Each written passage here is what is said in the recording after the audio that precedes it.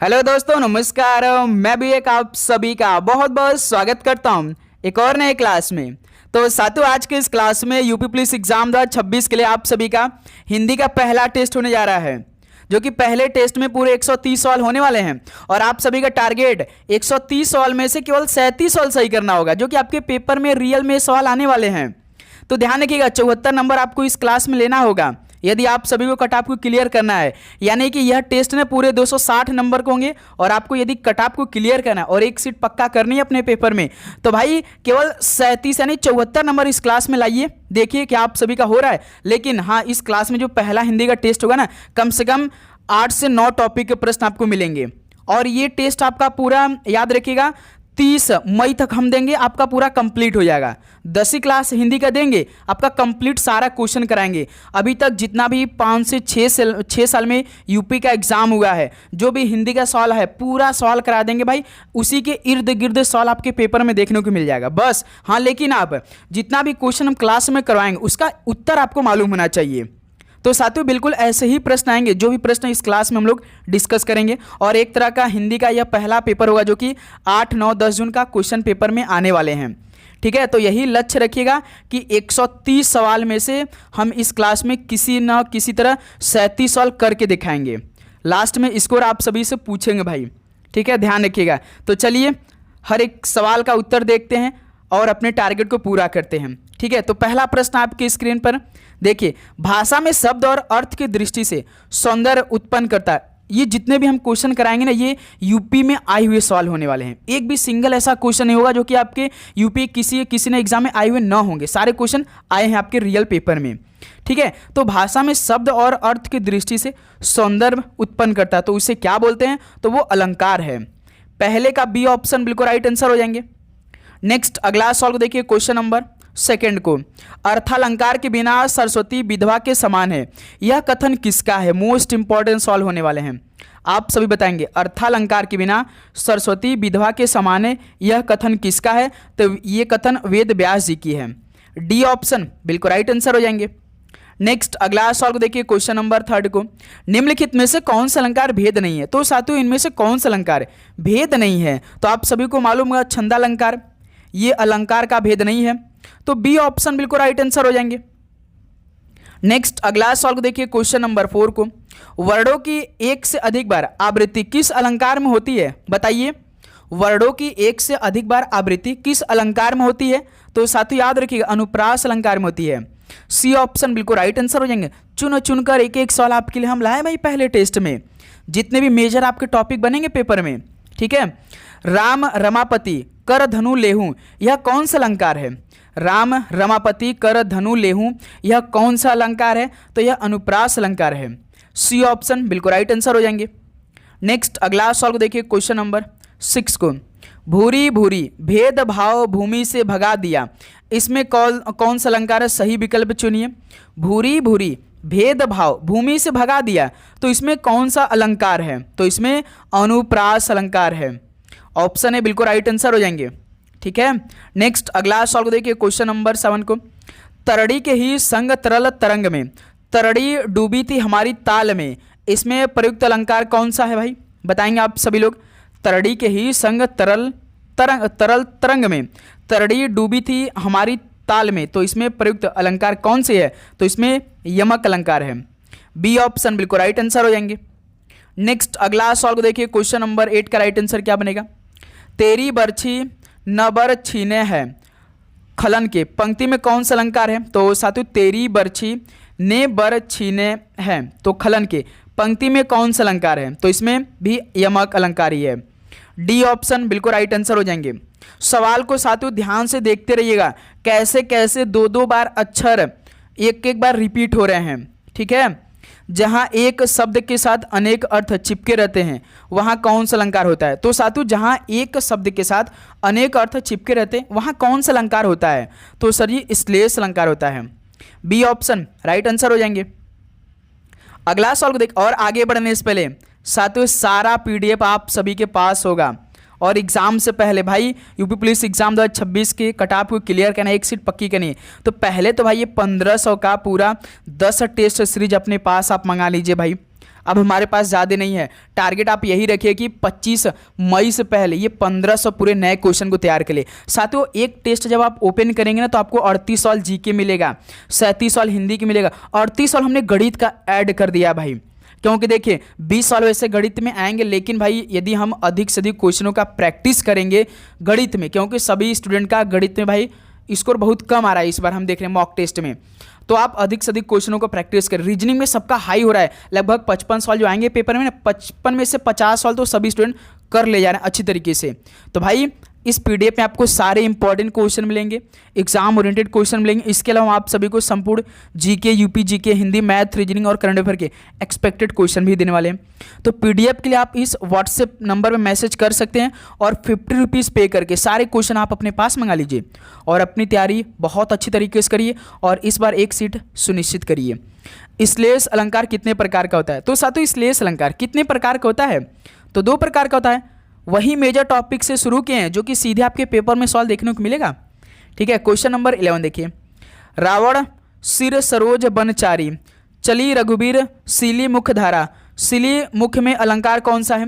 रावण सिर सरोज बनचारी, चली रघुबीर सीली मुख धारा। सीली मुख में अलंकार कौन सा है? तो गुरु श्लेष अलंकार है।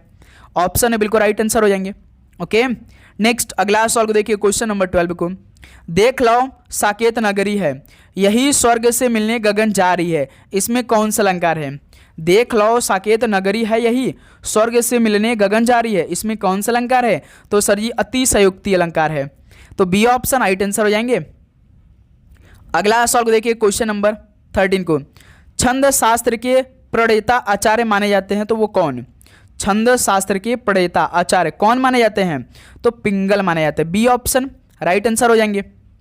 नेक्स्ट अगला सवाल को हल करेंगे, क्वेश्चन नंबर 14 को। छंद के कितने भेद होते हैं? तो साथियों छंद के कितने भेद होते हैं? तो सर जी 4 भेद हैं। ऑप्शन है बिल्कुल राइट आंसर हो जाएंगे। नेक्स्ट अगला सवाल को हल करिए, क्वेश्चन नंबर 15 को। छंद के अंगों के आधार पर गढ़ किसे कहते हैं? छंद के अंगों के आधार पर गढ़ किसे कहते हैं? तो 3 वर्णों के समूह को गढ़ कहते हैं। ऑप्शन इस सवाल का राइट आंसर हो जाएंगे। नेक्स्ट अगला सवाल को हल करिए, क्वेश्चन नंबर 16 को। दोहा छंद में यति कहाँ होती है? बताइए साथियों, दोहा छंद में यति कहाँ पर होती है? तो चरण के अंत में होती है।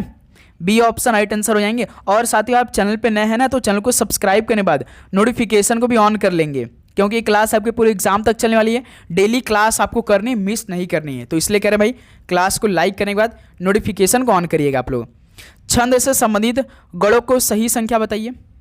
छंद से संबंधित गणों की सही संख्या इनमें से कितनी होती है भाई? तो 8 है। सी ऑप्शन राइट आंसर हो जाएंगे। अगला सवाल देखिए, क्वेश्चन नंबर 18 को। इनमें से कौन सा छंद वर्णिक है? तो साथियों इनमें से कौन सा छंद वर्णिक है? तो वो सवैया है। बी ऑप्शन राइट आंसर हो जाएंगे। नेक्स्ट अगला सवाल को देखिए, क्वेश्चन नंबर 19 को। वर्णिक छंदों में गढ़ कितने प्रकार के होते हैं? बताइए, वर्णिक छंदों में गढ़ कितने प्रकार के होते हैं? तो सर जी 8 प्रकार के होते हैं। सी ऑप्शन राइट आंसर हो जाएंगे। नेक्स्ट अगला सवाल को देखिए, क्वेश्चन नंबर 20 को।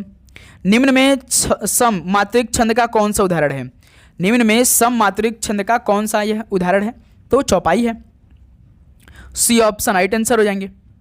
अगला सवाल को देखिए, क्वेश्चन नंबर 21 को। मात्रिक छंदों में मात्रा कितने प्रकार की होती है? बताइए, मात्रिक छंदों में मात्रा कितने प्रकार की होती है? तो सर जी 2 प्रकार की होती है। बी ऑप्शन राइट आंसर हो जाएंगे। नेक्स्ट अगला सवाल को देखिए, क्वेश्चन नंबर 22 को। निम्न में कौन मात्रिक छंद है? तो साथियों मात्रिक छंद कौन सी है?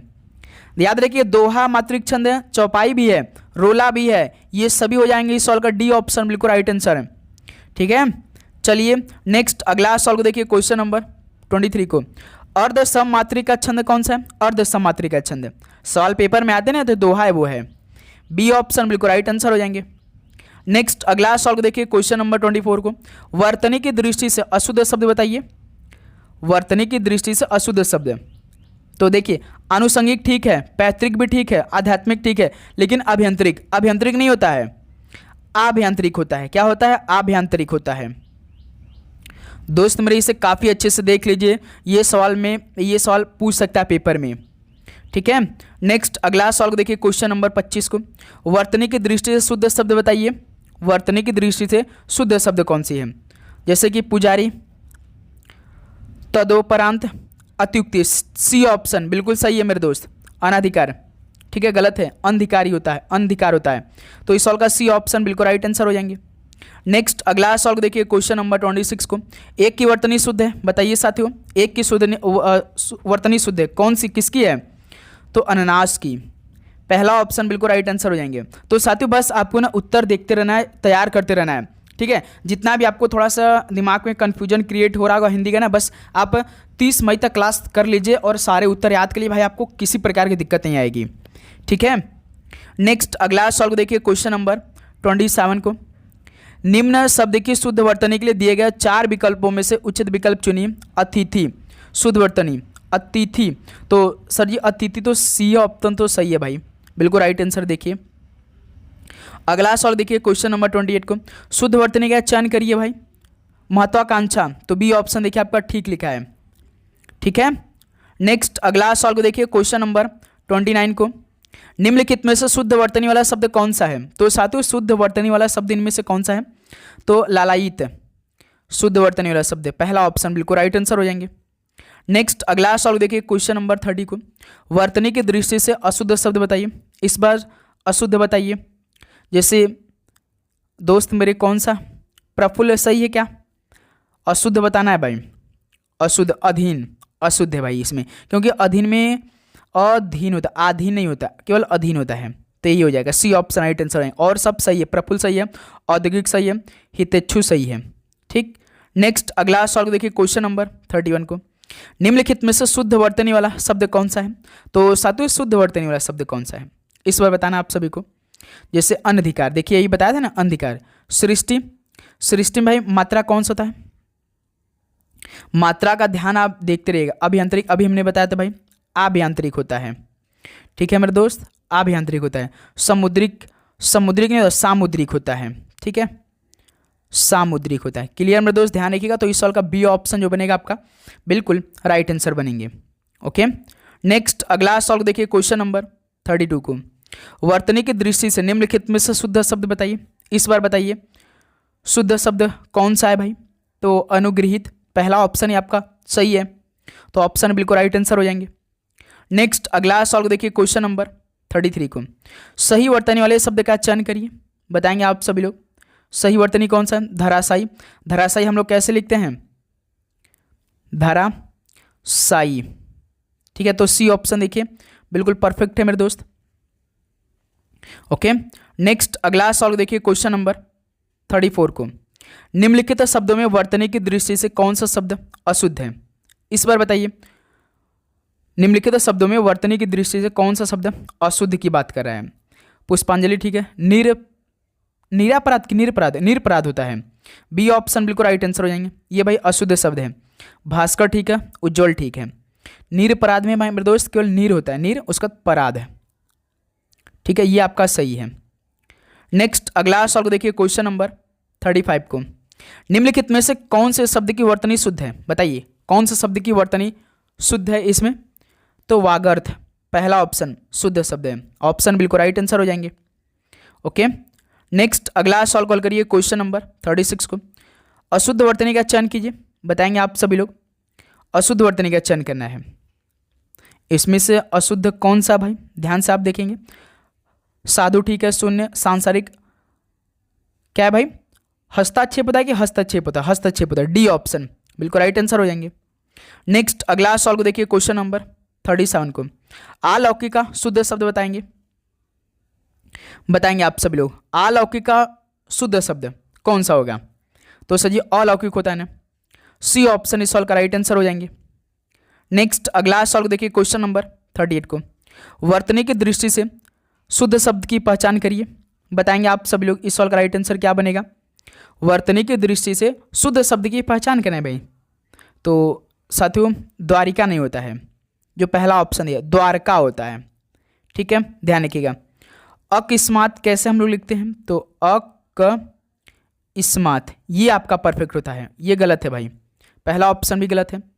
और लब्ध प्रतिष्ठित, लब्ध प्रतिष्ठ होता है, केवल त नहीं होता है, तो साथियों इसमें आपका अंतर ध्यान, डी ऑप्शन जो है ना बिल्कुल शुद्ध शब्द है, तो यही हमारा ऑप्शन भी राइट आंसर बनेंगे। क्लियर? चलिए नेक्स्ट अगला सॉल्व देखिए क्वेश्चन नंबर 39 को। अधोलिखित में वर्तनी की दृष्टि से एक शब्द अशुद्ध है, बताइए भाई। एक शब्द अशुद्ध है, वही एक शब्द को बताइए कौन सा अशुद्ध है इनमें से। तो साथियों ध्यान रखिएगा आप लोग, कौन सा भाई अशुद्ध? अध्यात्म। क्या होता है? तो अब सही क्या हो जाएगा इसका? तो अध्यात्म, ये आपका सही होता है, ये आपका गलत है। तो सी ऑप्शन इस का राइट आंसर हो जाएंगे। साथियों आप चैनल पे नए हैं तो भाई जरूर सब्सक्राइब करने के बाद नोटिफिकेशन को ऑन करके रखेंगे, ठीक है। निम्न में वर्तनी की दृष्टि से अशुद्ध शब्द, एक बार फिर से बताइए, वर्तनी की दृष्टि से अशुद्ध शब्द बताइए। प्रादेशिक, माधुर्य, व्याप्त, प्रामाणिक। प्रामाणिक होता है, क्या होता है? प्रामाणिक होता है, आ की मात्रा लगी रहती है, ठीक है। तो डी ऑप्शन राइट आंसर हो जाएंगे। नेक्स्ट अगला सॉल्व देखिए क्वेश्चन नंबर 41 को। किस शब्द की वर्तनी शुद्ध है, इस बार बताइए किसकी सही है। तो सर जी दोस्त मेरे, अधीन, अधीन पहला ऑप्शन, व्यावहारिक, उसके बाद मिष्टान। शुद्ध शब्द बताना है ना भाई, अत्यधिक, सही है आपका डी ऑप्शन, बिल्कुल राइट आंसर हो जाएंगे। नेक्स्ट अगला सॉल्व देखिए क्वेश्चन नंबर 42 को। निम्नलिखित में से अशुद्ध शब्द छाटिए, बताइए साथियों अशुद्ध शब्द कौन सा इनमें से है, बताएंगे आप सब लोग। अशुद्ध, छतरी तो सही है भाई, शुद्ध है। धोखा भी सही है, श्रेष्ठ भी शुद्ध है। आविष्कार होता है कि आविष्कार होता है? आविष्कार होता है, ठीक है, आ होता है, और से नहीं होता, आ से होता है। तो डी ऑप्शन इस राइट आंसर हो जाएंगे। नेक्स्ट अगला सॉल्व देखिए क्वेश्चन नंबर 43 को। इनमें से शुद्ध वर्तनी का शब्द बताइए। शुद्ध वर्तनी कौन सी इनमें से? तो अनधिकृत, डी ऑप्शन बिल्कुल सही है। अगला सॉल्व देखिए क्वेश्चन नंबर 44 को। शुद्ध वर्तनी का चयन कीजिए। सातवें शुद्ध वर्तनी कौन से हो जाएगी इसमें? बहिष्कार, तो हम लोग बी ऑप्शन पे जाएंगे, बिल्कुल राइट आंसर हो जाएंगे। ओके, हिंदी में भाई 37 सवाल किसी भी तरह जरूर सही करके बताइएगा हमें। निम्नलिखित में से शुद्ध वर्तनी वाला शब्द बताइए। शुद्ध वर्तनी वाला शब्द कौन सा हो जाएगा गुरु? तो घनिष्ठ हो जाएगा भाई। कवित्री होता है। चिन्ह, चिन्ह भाई देखिए हमने आपको बताते हैं, हम क्लास में लिखते हैं कि चिन्ह आपका ये वाला परफेक्ट होता है। जैसे चिन्ह हम लोग ऐसे लिखते हैं, चिन्ह ह लिखते हैं और इसमें न होता है, ये आपका चिन्ह ठीक होता है। ईर्ष्या होता है भाई, ईर्ष्या होता है, क्या होता है? ईर्ष्या, ईर्ष्या नहीं होता। तो इसमें शुद्ध वर्तनी वाला केवल ऑप्शन जो है आपका बी है, घनिष्ठ, ठीक है। नेक्स्ट अगला सॉल्व देखिए क्वेश्चन नंबर 46 का राइट आंसर क्या बनेगा? निम्नलिखित में से शुद्ध वर्तनी वाला शब्द कौन सा है? तो साथियों शुद्ध वर्तनी वाला शब्द कौन सा है? शुद्ध वर्तनी निरी, तो डी ऑप्शन देखिए सही आपका। ओके चलिए नेक्स्ट अगला सॉल्व कॉल करेंगे आप लोग। क्वेश्चन नंबर 47 का राइट आंसर क्या बनेगा? निम्नलिखित में से शुद्ध वर्तनी वाला शब्द कौन सा है? तो साथियों शुद्ध वर्तनी वाला शब्द कौन सा इनमें से है? निम्नलिखित, तो पहला ऑप्शन बिल्कुल राइट आंसर हो जाएंगे। ओके नेक्स्ट अगला सॉल्व कॉल करिए क्वेश्चन नंबर 48 को। सही वर्तनी वाले शब्द का चयन करिए। भाई ये सवाल आपके लिए, ये आपके लिए। चलिए 1 मिनट का समय दे रहे हैं, 1 मिनट का समय आपको दे रहे हैं भाई। सही वर्तनी लीजिए, कैसे हम लोग लिखते हैं तो बताइए भाई, लीजिए। ये सवाल आपके होमवर्क दे रहे हैं भाई, ये सवाल आपके लिए होमवर्क। ओके दोस्त मेरे, बताइए इस सवाल का राइट आंसर क्या होगा? तो नेक्स्ट अगला सॉल्व देखिए क्वेश्चन नंबर 49 को। शुद्ध वर्तनी का चयन करिए। इस बार साथियों शुद्ध वर्तनी का चयन करिए आप सभी लोग। कुमुदनी कैसे लिखा जाता है? तो कौन सा ऑप्शन है? सी ऑप्शन, बिल्कुल राइट आंसर है। नेक्स्ट अगला सॉल्व देखिए क्वेश्चन नंबर 50 को। सही शब्द का चयन करिए। तो साथियों इस बार सही शब्द का चयन करिए। पारित यानी कैसे लिखा जाता भाई? परिणति, सी ऑप्शन सही है। क्लियर। नेक्स्ट अगला सॉल्व देखिए क्वेश्चन नंबर 51 को। शुद्ध वर्तनी का चयन करिए। इस बार साथियों आपको शुद्ध वर्तनी, संशय, संशय तो हमने कई बार लिखा है ना, डी ऑप्शन देखिए, बिल्कुल परफेक्ट आंसर हो जाएंगे। नेक्स्ट अगला सॉल्व देखिए क्वेश्चन नंबर 52 को। अशुद्ध वर्तनी वाला शब्द बताइए। इस बार अशुद्ध आप सभी से पूछा गया भाई। तो दोस्त मेरे निषेध अशुद्ध है भाई, बी ऑप्शन बिल्कुल राइट आंसर हो जाएंगे। निषेध में ना हमेशा याद रखिए, जो निश्चेष्ट है इसमें तो न होता पिन, ये षटकोण सा वाला रहता है, यानी शरीफा सा वाला रहता है, ठीक है, ये वाला रहता है, फिर उसका निश्चेष्ट होता है, ठीक है। तो इस सवाल का बी ऑप्शन जो बनेगा ना बिल्कुल राइट आंसर है। क्लियर। नेक्स्ट अगला सवाल को देखिए क्वेश्चन नंबर 53 को। निम्नलिखित में से शुद्ध वर्तनी वाला शब्द बताइए। शुद्ध वर्तनी वाला शब्द कौन सा है? शुश्रूषा है, पहला ऑप्शन, बिल्कुल राइट आंसर हो जाएंगे।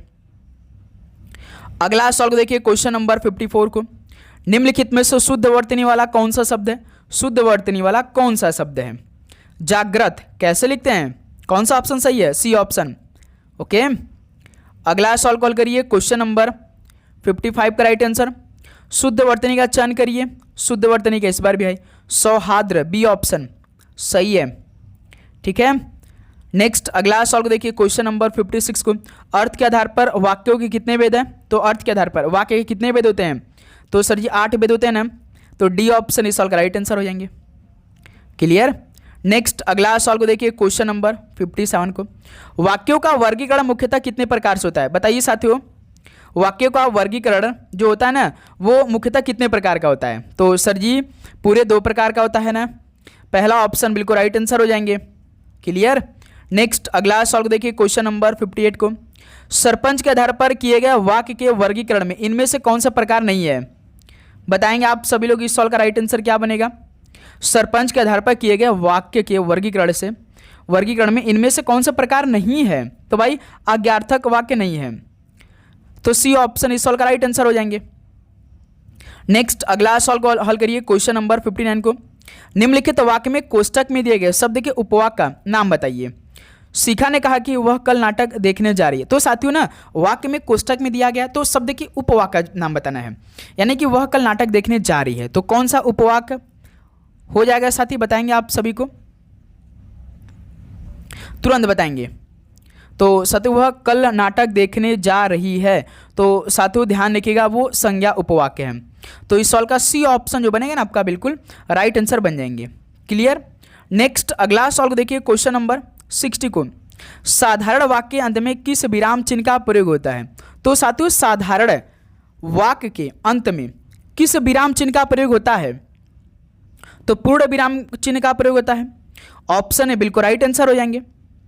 नेक्स्ट अगला सॉल्व देखिए। क्वेश्चन नंबर 61 को, बिमला ने कहा कि गोविंद अब स्वस्थ है, यह वाक्य भेद की दृष्टि से कौन सा है? बताइए साथियों, आप तुरंत बताएंगे कि बिमला ने कहा कि गोविंद अब स्वस्थ है, तो यह वाक्य भेद की दृष्टि से कौन सा है भाई? तो ये मिश्र वाक्य है, बी ऑप्शन बिल्कुल राइट आंसर हो जाएंगे। नेक्स्ट अगला सॉल्व देखिए। क्वेश्चन नंबर 62, सुबह हुई और भौरे गुंजार करने लगे, तो निम्न में से किस प्रकार का वाक्य है? बताएंगे आप सब लोग। इस सॉल्व का राइट आंसर क्या बनेगा? तो साथियों सुबह हुई और भौरे गुंजार करने लगे, तो किस प्रकार के यह वाक्य है? तो संयुक्त वाक्य है, डी ऑप्शन बिल्कुल राइट आंसर हो जाएंगे।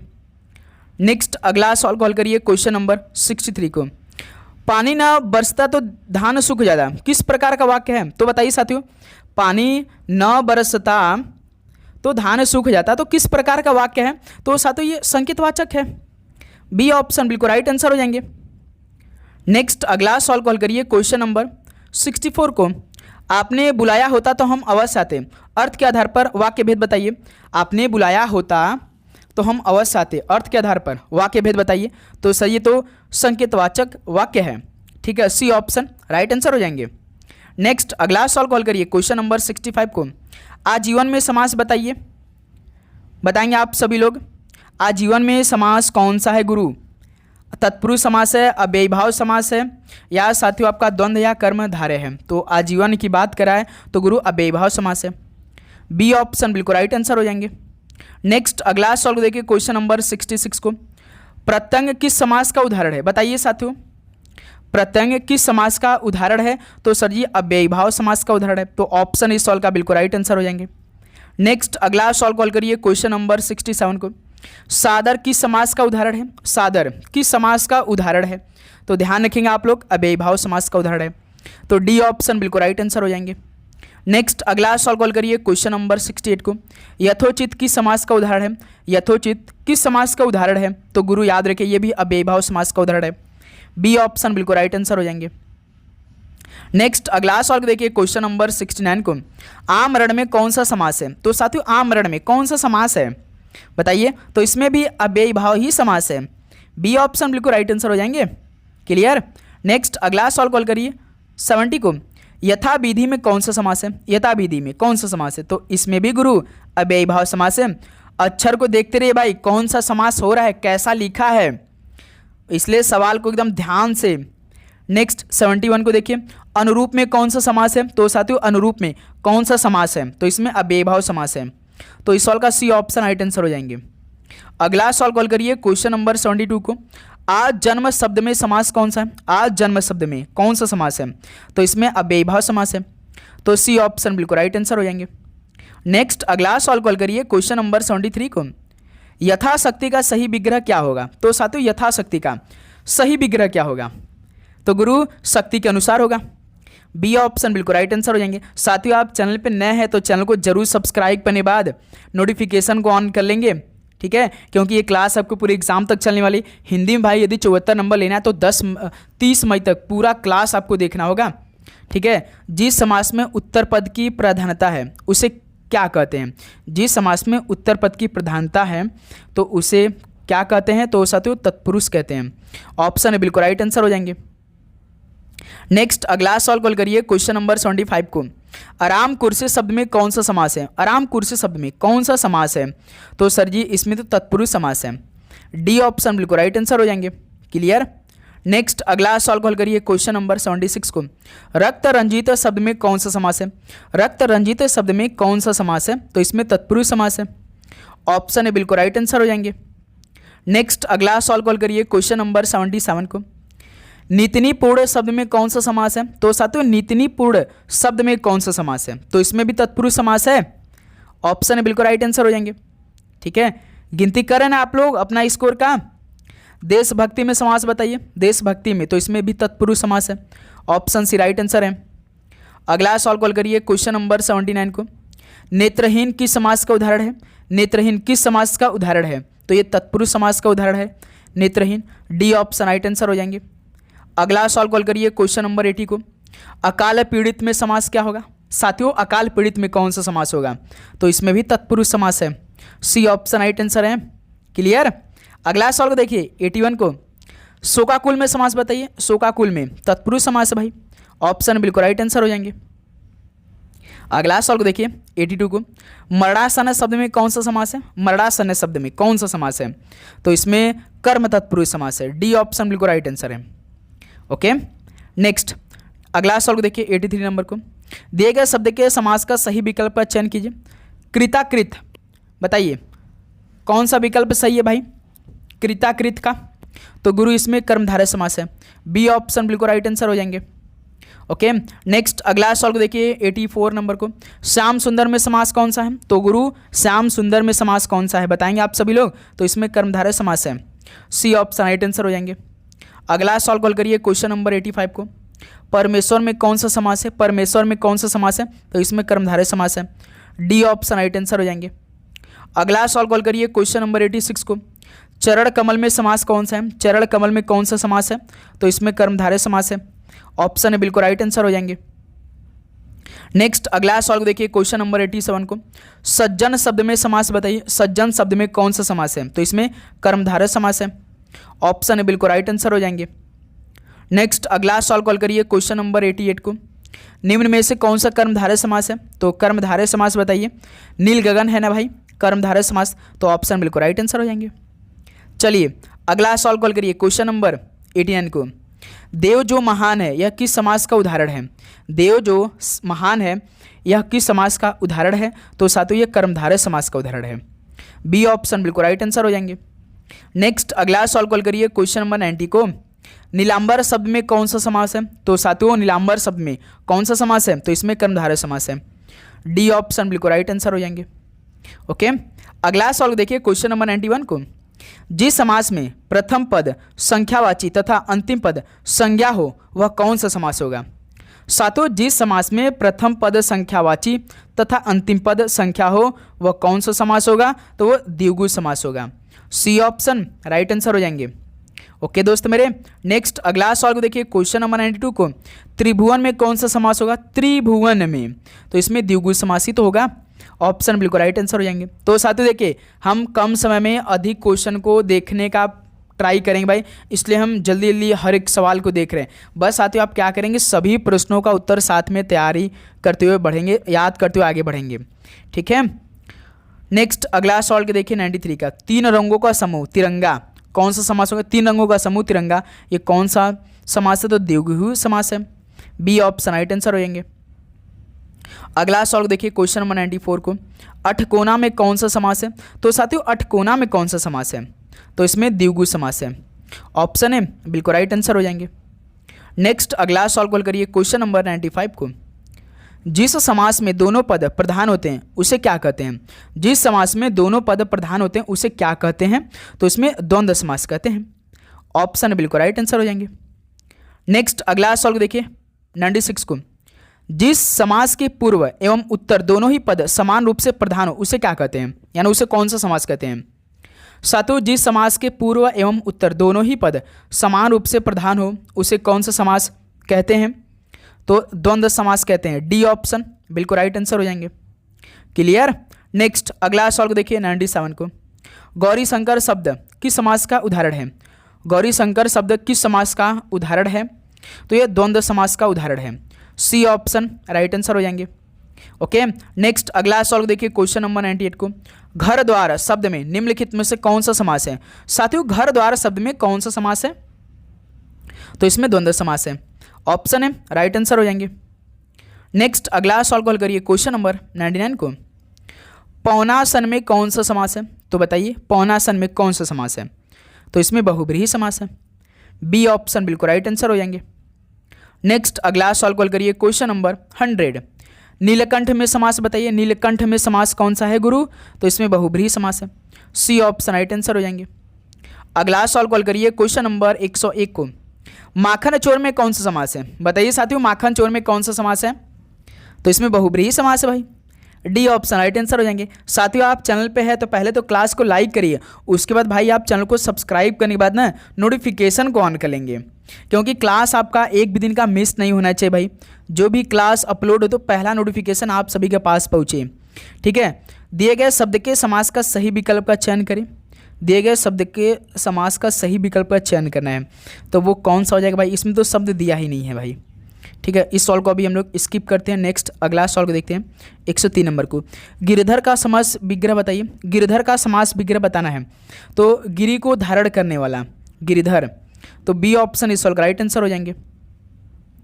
नेक्स्ट अगला सॉल्व देखिए 104 नंबर को, विग्रह की दृष्टि से दिए गए विकल्पों में से कौन से विकल्प अनुचित है? साथियों विग्रह की दृष्टि से दिए गए विकल्पों में से कौन से विकल्प अनुचित है बताएंगे आप सभी लोग। तो वो देश पर निकाला, ये क्या है भाई? कोई अर्थ निकला? इसका नहीं निकला है, तो ये आपका बिल्कुल राइट आंसर हो जाएंगे, पहला ऑप्शन। नेक्स्ट अगला सॉल्व देखिए 105 नंबर को, स्वार्थ में निम्नलिखित में से कौन सा संधि है? साथियों स्वार्थ में कौन सा संधि है? तो इसमें दीर्घ संधि है। ऑप्शन है बिल्कुल राइट आंसर हो जाएंगे। क्लियर मेरे दोस्त। नेक्स्ट अगला सॉल्व करिए क्वेश्चन नंबर 106 को, सरयुर्मी में कौन सा संधि है? सरयुर्मी में कौन सा संधि है? तो इसमें दीर्घ संधि है। ऑप्शन है बिल्कुल राइट आंसर हो जाएंगे। नेक्स्ट अगला सॉल्व करिए क्वेश्चन नंबर 107 को, निम्नलिखित शब्दों में स्वर संधि को पहचानिए। साथियों स्वर संधि को पहचाना है, तो पुस्तकालय एक स्वर संधि शब्द है। ऑप्शन है बिल्कुल राइट आंसर हो जाएंगे। नेक्स्ट अगला सॉल्व देखिए 108 नंबर को, धातुष्मा में प्रयुक्त संधि कौन सी होगी? धातुष्मा में प्रयुक्त संधि कौन सी होगी? तो इसमें दीर्घ संधि होगी। सी ऑप्शन राइट आंसर हो जाएंगे। क्लियर। अगला सॉल्व करिए क्वेश्चन नंबर 109 को, लघुर्मी में कौन सी संधि है? साथियों लघुर्मी में कौन संधि है? तो सर इसमें स्वर संधि है। सी ऑप्शन राइट आंसर हो जाएंगे। अगला सॉल्व देखिए क्वेश्चन नंबर 110 को, लघुत्सव शब्द का संधि विच्छेद क्या होगा? लघुत्सव शब्द का संधि विच्छेद, तो लघु प्लस उत्सव, पहला ऑप्शन बिल्कुल राइट आंसर हो जाएंगे। नेक्स्ट अगला सॉल्व करिए क्वेश्चन नंबर 111 को, वधुर्मी का संधि विच्छेद क्या होगा? वधुर्मी का संधि विच्छेद, तो वधु प्लस उर्मी, बी ऑप्शन देखते रहिए, मात्रा भी ध्यान से। क्लियर। नेक्स्ट अगला सॉल्व करिए क्वेश्चन नंबर 112 को, भुर्जा का संधि विच्छेद क्या होगा? भुर्जा का, तो भू प्लस ऊर्जा, भुर्जा, सी ऑप्शन राइट आंसर हो जाएंगे। नेक्स्ट अगला सॉल्व करिए क्वेश्चन नंबर 113 को, अन्याय शब्द का संधि विच्छेद क्या होगा? अन्याय शब्द का संधि विच्छेद, तो अन्य प्लस अन्य हो जाएगा, अन्याय, बी ऑप्शन राइट आंसर हो जाएंगे। अगला सॉल्व देखिए क्वेश्चन नंबर 114 को, सर्वोपरि का संधि विच्छेद कौन सा होगा? सातु सर्वोपरि का सही संधि विच्छेद क्या होगा? तो सर्व प्लस ऊपरी होगा, पहला ऑप्शन देख लीजिए आप लोग। ठीक है। अगला सॉल्व करिए क्वेश्चन नंबर 115 का राइट आंसर क्या बनेगा? सोद्देश्य का सही संधि विच्छेद कौन सा है? सातु सोद्देश्य का सही संधि विच्छेद क्या होगा? तो स प्लस उद्देश्य, सोद्देश्य, डी ऑप्शन बिल्कुल राइट आंसर है। ठीक है। नेक्स्ट अगला सवाल को देखिए 116 नंबर को। सूर्योदय शब्द में कौन सा संधि प्रयुक्त है? साथियों सूर्योदय शब्द में कौन सा संधि लगता है? तो इसमें गुण संधि है भाई, सी ऑप्शन राइट आंसर हो जाएंगे। अगला सवाल को देखिए क्वेश्चन नंबर 117 को। शुभेच्छा का संधि विच्छेद क्या होगा? शुभेच्छा का संधि विच्छेद तो शुभ प्लस इच्छा, शुभेच्छा, बी ऑप्शन बिल्कुल राइट आंसर हो जाएंगे। अ प्लस ई मिलकर क्या बनते हैं? ए बनते हैं, ठीक है। नेक्स्ट 118 नंबर देखिए। महा प्लस ओजस्वी का संधि रूप क्या होगा? महा प्लस ओजस्वी का संधि रूप क्या है? तो महोजस्वी होगा, बी ऑप्शन बिल्कुल राइट आंसर है। क्लियर। नेक्स्ट अगला सॉल्व कॉल करिए क्वेश्चन नंबर 119 को। मत्तक का शब्द में कौन सा संधि है? साथियों मत्तक का शब्द में कौन सा संधि है? तो वृद्ध संधि है, बी ऑप्शन बिल्कुल राइट आंसर है। नेक्स्ट अगला सवाल को देखेंगे आप लोग। क्वेश्चन नंबर 120 का राइट आंसर क्या बनेगा? तथाव का सही संधि विच्छेद क्या होगा? तथा प्लस एव देखिए कहाँ पर है। तथाव का क्या होता है? तथा प्लस एव, यानी पहला ऑप्शन बिल्कुल राइट आंसर है। नेक्स्ट अगला सवाल कॉल करेंगे आप लोग क्वेश्चन नंबर 121 को। महोसद असद शब्द का संधि विच्छेद कीजिए। महोसद शब्द का संधि विच्छेद करना है तो क्या हो जाएगा गुरु?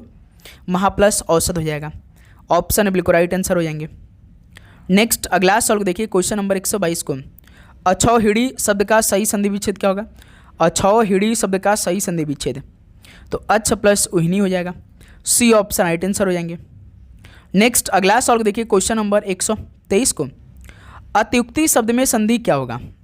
अतियुक्ति शब्द में कौन सा संधि है? तो इसमें यड़ संधि है, सी ऑप्शन राइट आंसर हो जाएंगे। अगला सवाल को देखिए क्वेश्चन नंबर 124 को। गुरियोदार का संधि विच्छेद कीजिए। तो साथियों गुरियोदार का संधि विच्छेद करिए तो गुरु प्लस औदार है भाई। बोलते बोलते ना गला सूख जाती है भाई। 130 सवाल कराने में भाई जल्दी जल्दी पूरा पसीना से तर हो जाते भाई, जानते हैं गर्मी के टाइम भाई। सैनम शब्द में संधि कौन होगी? इस टाइम तो पंखा भी नहीं चला सकते भाई क्योंकि आपको आवाज़ सही नहीं जाएगी, आप सभी को मालूम होना चाहिए। तो साथियों इसी पे भाई कहते हैं कि लाइक आप क्लास को कर दिया करिए। एक लाइक ही तो हमें मोटिवेट कर देता है कि हम आपके लिए इतना मेहनत कर पाते हैं। तो साथियों शयनम शब्द में कौन सा संधि है? तो इसमें अयादी स्वर संधि है, पहला ऑप्शन जो बनेगा आपका बिल्कुल राइट आंसर हो जाएंगे। नेक्स्ट अगला सवाल को देखिए क्वेश्चन नंबर 126 को। पौ धन अन किस स्वर संधि का उदाहरण है? तो साथियों पौ धन अन किस स्वर संधि का उदाहरण है ये? तो ये अयादी संधि का उदाहरण है, तो बी ऑप्शन बिल्कुल राइट आंसर हो जाएंगे। ओके। नेक्स्ट अगला सॉल्व कॉल करिए क्वेश्चन नंबर 127 को। नयन का शुद्ध संधि विच्छेद क्या होगा? बताइए साथियों नयन का शुद्ध संधि क्या हो जाएगा? तो ने धन अन होगा, नयन ऑप्शन है बिल्कुल राइट आंसर है। क्लियर।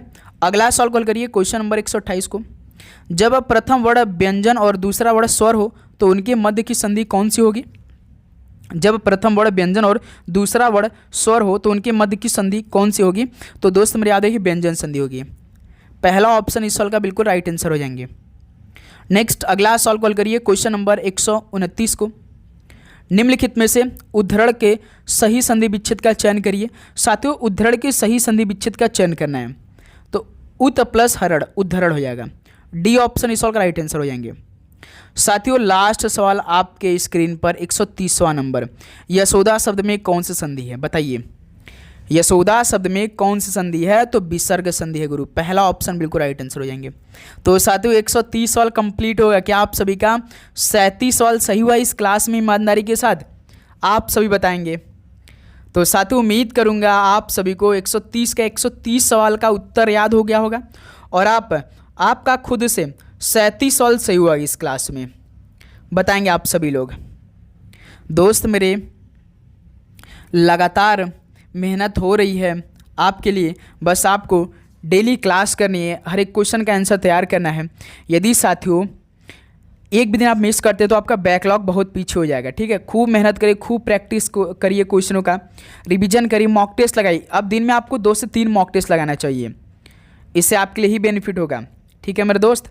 और जो भी स्टूडेंट सुबह 8 बजे क्लास नहीं देखा भाई वो क्लास जाकर सबसे पहले देख ले, क्योंकि उसमें रामबाड़ क्वेश्चन हुआ है आपके पेपर के लिए। ठीक है साथियों, तो इसीलिए भाई आप डेली क्लास करें, चैनल को आप सब्सक्राइब करके नोटिफिकेशन को ऑन करिए।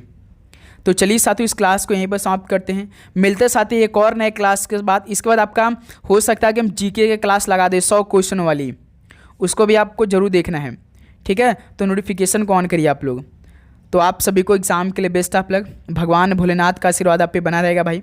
हम लोग देखिए महादेव की नगरी काशी के रहने वाले हैं, तो आशीर्वाद तो हमें बना रहेगा भाई हमारे ऊपर, और आपका पेपर भी बहुत अच्छा जाएगा। आप सभी को God bless you, all the very best. मिलते साथ ही एक और नए क्लास के साथ। जय हिंद, वंदे मातरम।